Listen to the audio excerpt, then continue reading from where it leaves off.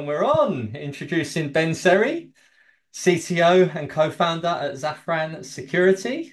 How are you, mate? I'm great. Nice to meet you, Joseph. Good stuff, good stuff. How's life been? What a week we're having for you particularly. I think another 40 million raise like broke the internet.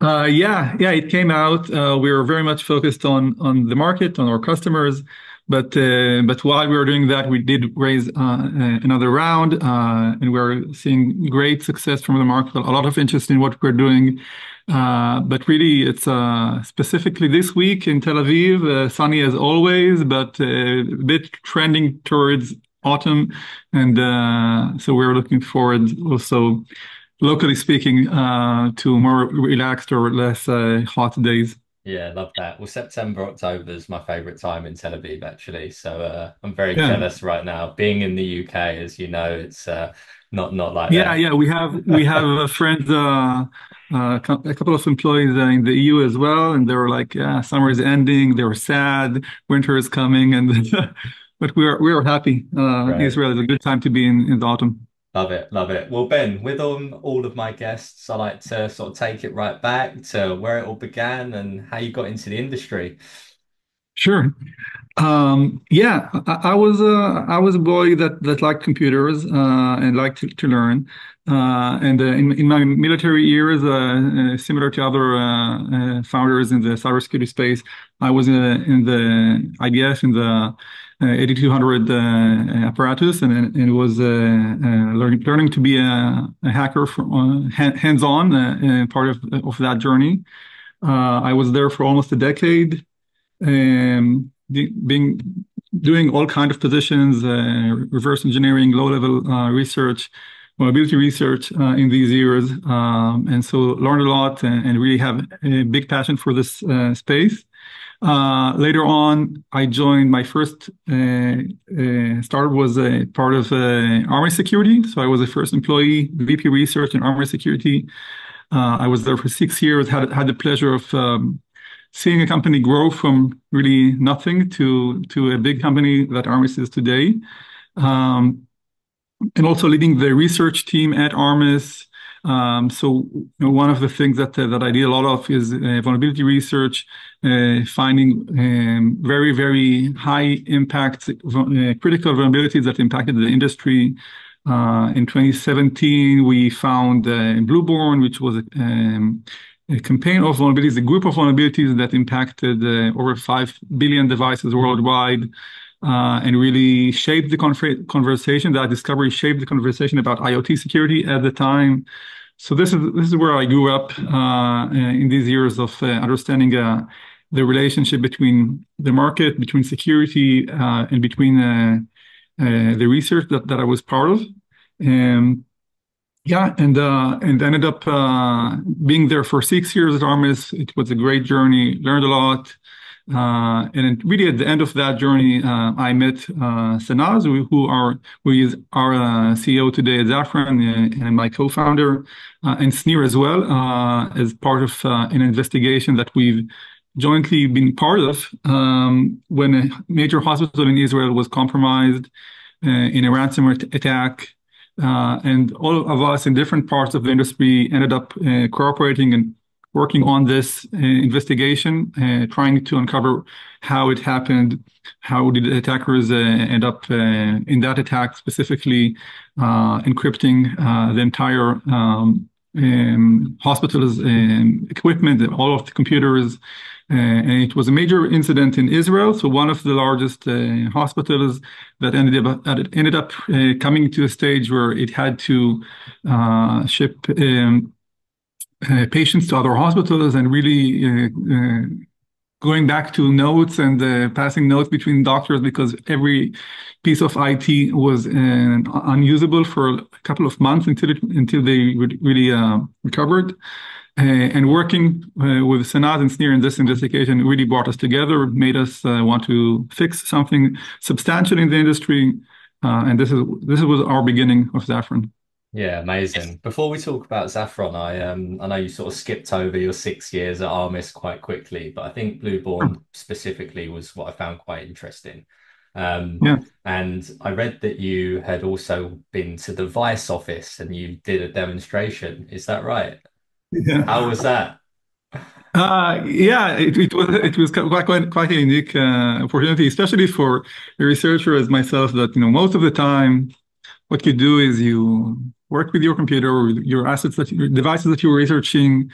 You're reverse engineering. You go into this long, long process of uncovering something in which you're pretty lonely in that endeavor, right? You're against the machine, man against the machine. And so BlueBorne was really, especially for it's not only as a researcher, it's a researcher in, I don't know, the intelligence apparatus of the IDF, right? So you're very much behind the scenes as an individual. It is a position which I don't really like Yeah. to be behind the scenes, but BlueBorne was coming out kind of journey for me personally. We found, my team and myself found these incredible vulnerabilities. We knew that it should impact the conversation about IoT security, and we wanted to bring that to the attention of the world. And yeah, so myself and our VP marketing at Armis, we really went on this roadshow and meeting with all kinds of journalists and Vice specifically in their offices. Came with the assets, demonstrated live the attack, showed how an attacker can unauthenticate over the air, compromise an Android mobile device at the time. So it was very fun and very Yeah. exciting to do that. Yeah. Yeah, nice. You also Yeah. mentioned hospitals as well, the hospital ransomware attack where you actually met your co-founders today. But I also saw that you'd done some like medical device security as well. Is that right? That's true. Yeah. It's not by mistake that two stories are connected.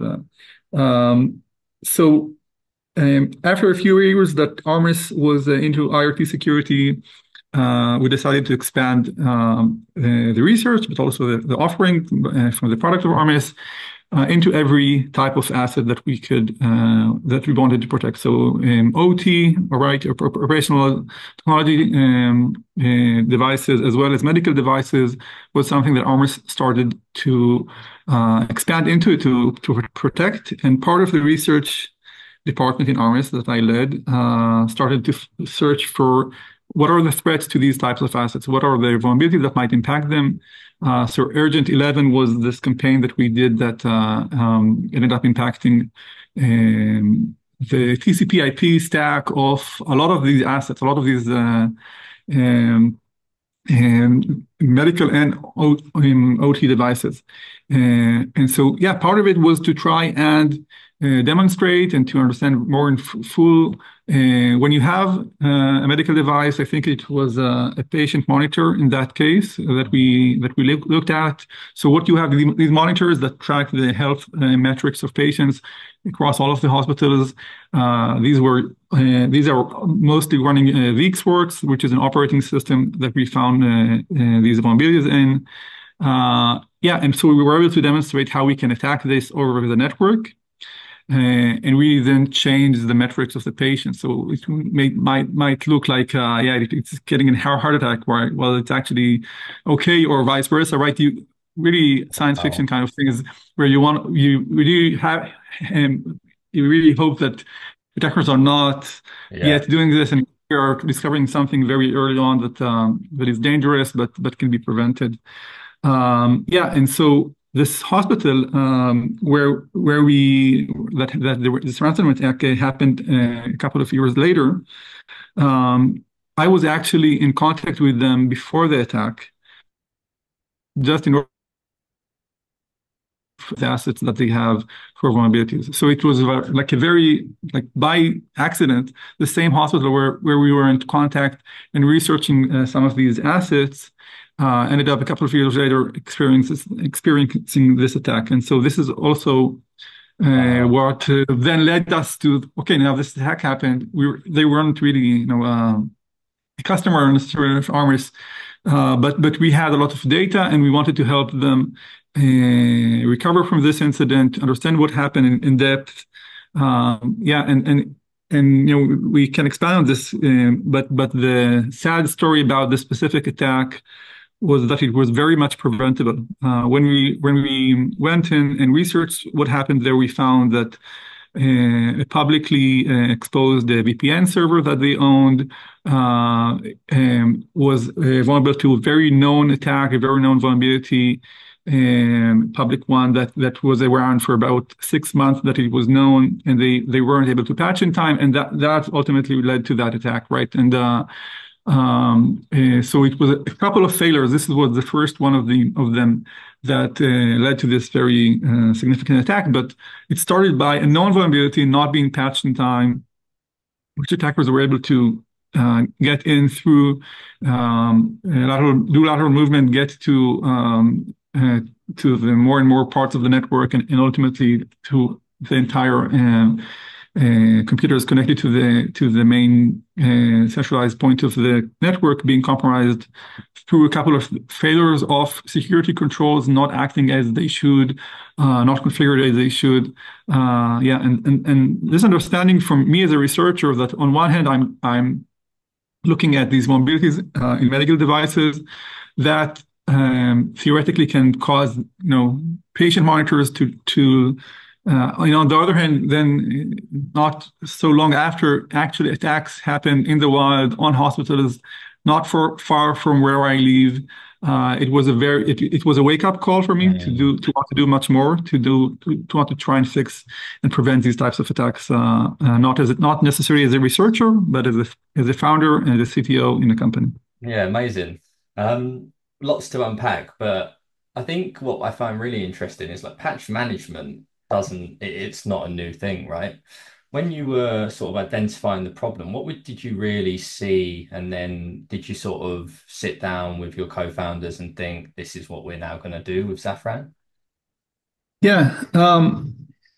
Yeah. So this connecting it back to my origin. So as a researcher, especially one that found a lot of 0 days, the thesis as a researcher or that the research community has is there are unknown threats. So 0 days are unknown threats, right? That are lurking in the background. Attackers might be utilizing them, but nobody knows about that.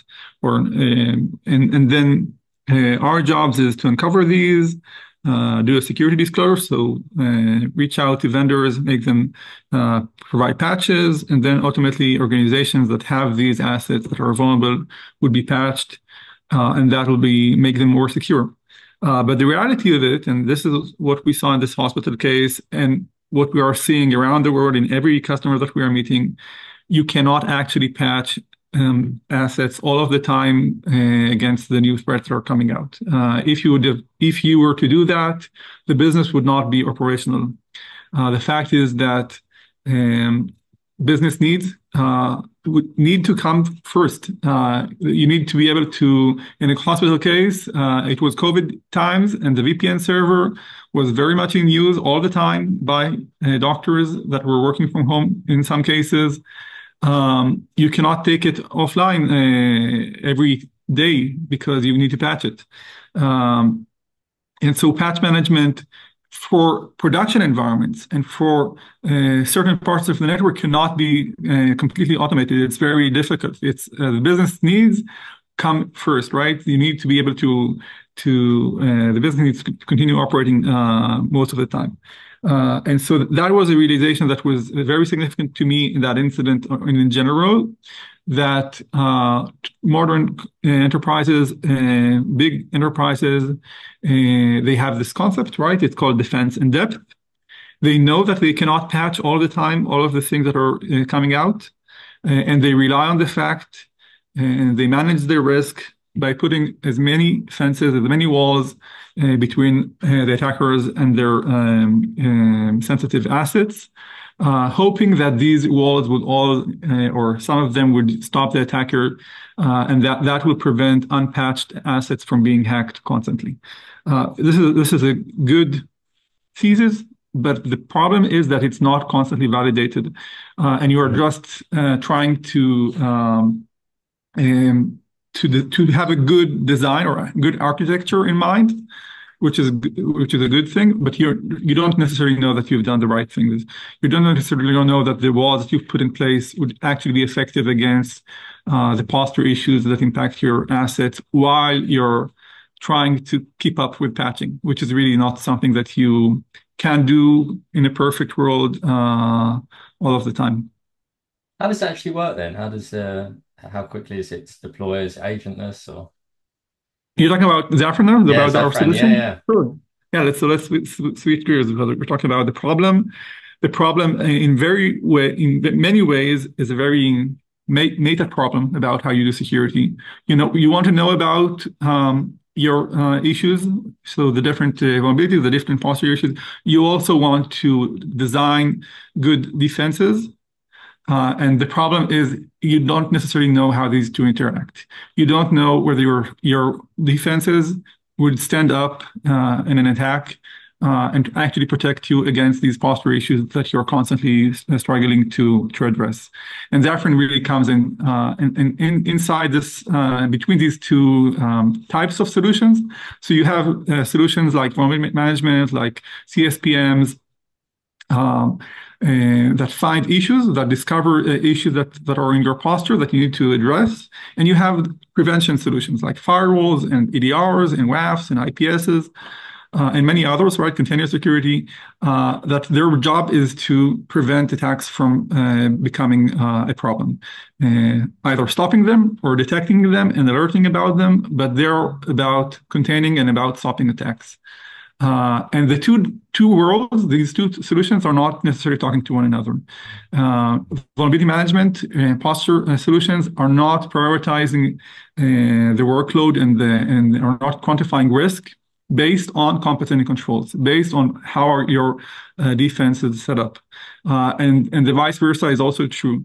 You're not, most organizations don't have the capacity or the knowledge to optimize their defenses in light of their posture issues. So I have an EDR.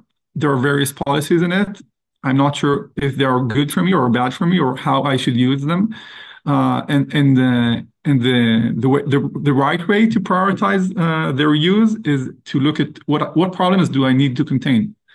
Right. So it's always a challenge or the purpose of doing security in a good way. It's always a challenge to balance between two worlds. What are the issues that I have? What are the defenses that I have? And am I optimizing my defenses against the threats that might impact me?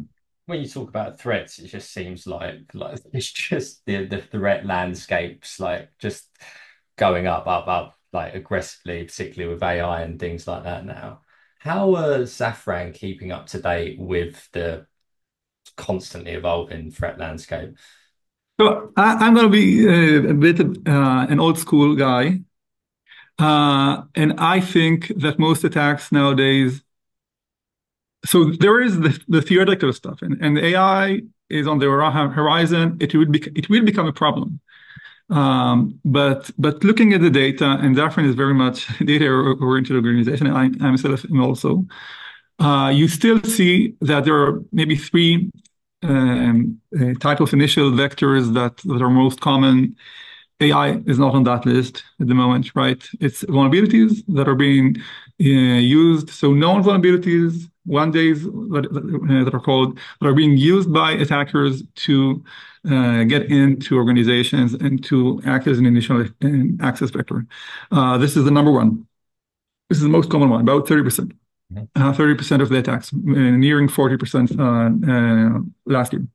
Then you have identity issues, so compromised credentials, which are competing as number two with phishing. So social engineering, phishing. These are the three methods. This is how attackers are getting in. And so, yes, you have diversity, or let's see, more and more types of variants of all of three of these types of attacks. Vulnerabilities are on the horizon. There are about 20,000 new vulnerabilities each year, and this number goes up and up each year. We're probably going to cross the 25,000 mark this year, so it's not slowing down at all. and this is a big issue. Open source and third-party libraries contribute to this becoming a greater and greater issue. Compromised credentials, identity issues are also diversifying, right? And more types of these problems exist when you're harvesting passwords from the darknet, or when you're finding ways to circumvent MFA, or any other types of identity crises. API, non-human identity is an issue. And then that's in phishing or social engineering. This is actually a bit going down. So the trend is that less of these issues. It used to be the other way around. Phishing was the number one, but it really is going down. But definitely the interaction between identity and phishing is always this one and the other. So they are similar in how attackers are abusing these. But the new generation type of problems, AI, it's more, from my perspective, it's more of a technique that helps attackers find more vulnerabilities, find better ways to exploit identity issues. It's not necessarily by itself as an initial access vector or a way to get in to organizations nowadays. Yeah, I love that. Thanks for sharing that. And with so I saw there was it read the world's first risk and mitigation platform. I love Yeah. that. What is making you guys so different? Because look, there are a couple of other companies. We won't mention names and stuff, but like, Sure. what really is your differentiator? Yeah, I think so we talked a lot about defenses and posture, and the risk and mitigation are these two are really the two sides of this issue. So risk is your posture findings, and mitigation is how you mitigate risk using your defenses. What really makes us stand out is our vision to be that. Connective tissue between these two worlds. You have a lot of companies that deal with risk. You have some, not a lot of companies that deal with security controls and validation of security controls. But you don't have many that try and combine these two worlds. You don't have many that are able to translate the language of posture tools to the language of security controls and vice versa. And so this is really our sweet spot. This is what we are doing best. We have something that we call the exposure graph, which is our knowledge base of rules and this connective tissue between these two worlds. So we know how to map a CVE, a vulnerability, to the different techniques, the different primitives that can be abused using this CVE, to ultimately get all the way down to a specific rule in a specific control, like a CrowdStrike EDR or a Palo Alto IPS, and tell you how these two interact and how you would benefit from using security control and how much it would actually mitigate risk for you. Love that. So Gilly and from CyberStarts, and you've obviously got Sequoia as part of your fundraising group now, but how was that experience going through a fundraising process? Yeah, so we started out in a time when the market was quite shocked after 2021, so we didn't know how it's going to be, and there were companies that started a bit before us that were not able to grow, and Wiz was the only thing that anybody cared about. And so starting out as a new company and saying we actually think that cybersecurity is yet not solved. There are still big issues to solve. We're very much naive and hopeful, and I think it worked out for us very well. Not hearing the background noise too much. Gili is somebody that I personally know from my Armis days quite well. He's a rock star. He's an amazing leader. So we went through the sunrise process that CyberStarts invented and is a champion of. Really helped us correlate our enthusiastic approach with the market and what really works and what maybe doesn't yet. And so we went through the school of Gideon, and we came out better people and better founders. And I think that very much was part of our success thus far.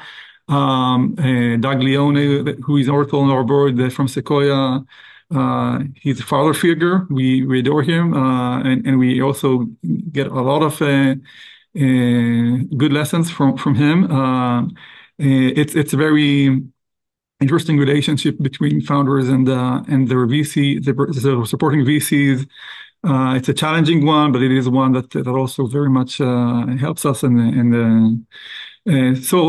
I don't want to complain thus far. It's been a successful road. We didn't need Yeah. to burn our hair on fire just to get money. Yeah. Love that. Yeah, that's brilliant. It's just really interesting hearing that from a founder's stories today. So yeah, love that.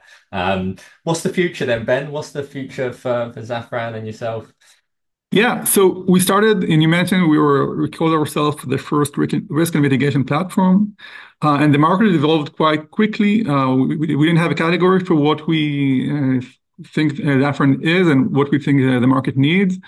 But now there is an emerging category, and we believe that we will be the next generation or the first type of really modern exposure management platform or threat exposure management platform, which really combines a lot of things in it. So it used to be called CTEM, continuous threat exposure management. And now it seems that Gartner is going to be calling this exposure management, maybe a bit shorter. And it's really combining different things. It's asset management on one hand, vulnerability management, security control validation, reachability, so external attack surface management is part of that as well. And Zafran, so we didn't go too much into the tech and how it works, but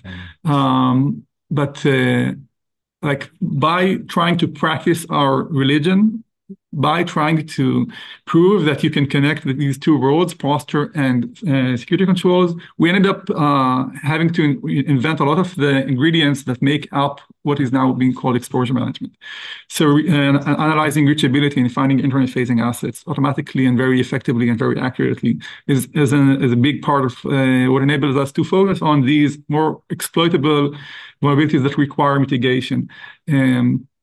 Aggregating and correlating posture issues from a lot of different sources. So cloud and on-prem, hybrid networks, you name it. We had to put that into one scheme, one database to make sense of all of the different posture issues that organizations have, not only cloud, not only on-prem.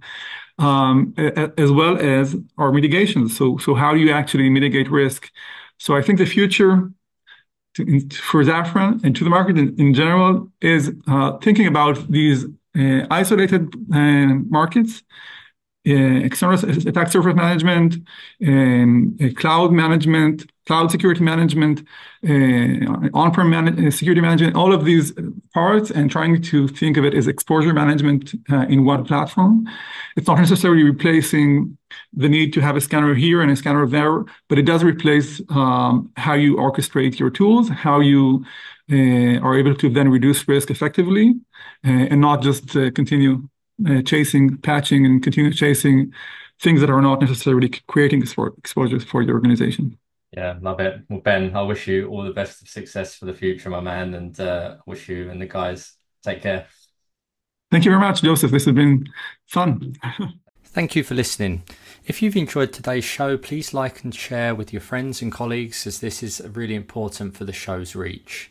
If you'd like to be our next guest or are interested in Aspiron Search's staffing solutions, please get in touch directly with me or reach out to us via our website www.aspironsearch.com.